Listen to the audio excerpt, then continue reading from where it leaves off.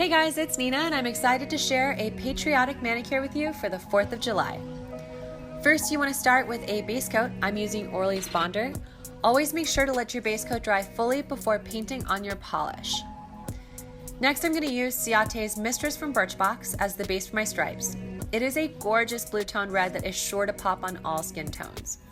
Now you're going to hear me say this a bunch, but I can't stress how important it is to let each coat dry before painting on another one.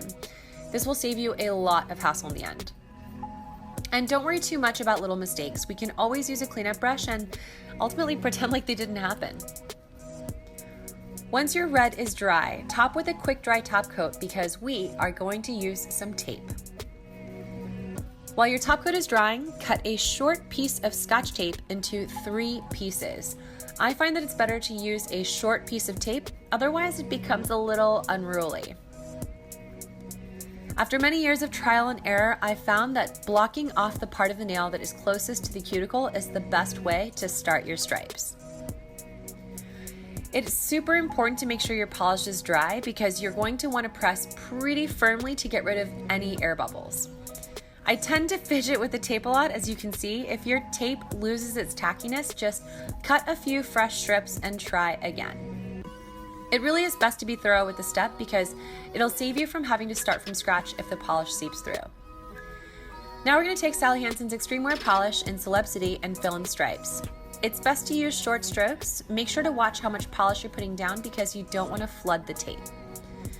You can also use an opaque white polish here if silver's not your thing. Once you're satisfied, gently peel off the tape. You can always use tweezers if you're feeling a little clumsy.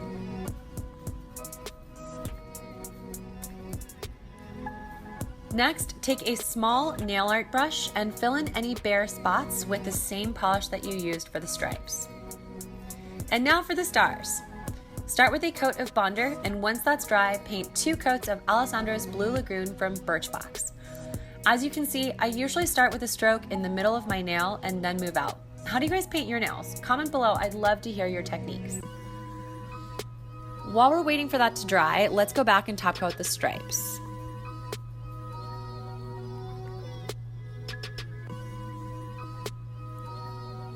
Now that our blue base is ready, I'm going to start my first star with an upside down V in the top left corner.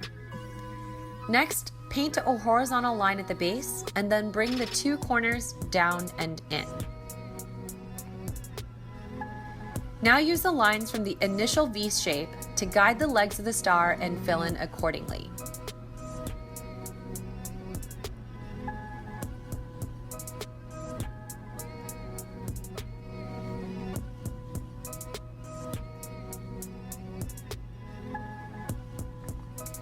So in order to make the design seem continuous, I'm going to start my second star halfway off the nail in the top right corner and follow the same steps.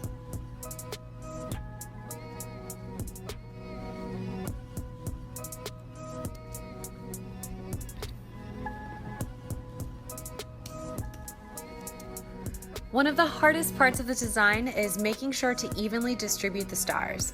I cut out all the parts where I was super indecisive and just went with what was necessary, but don't worry if the spacing takes you some time. That's totally normal. You can also plan out your design using nail art templates. Bundle Monster has some great ones. I'll link them in the description box.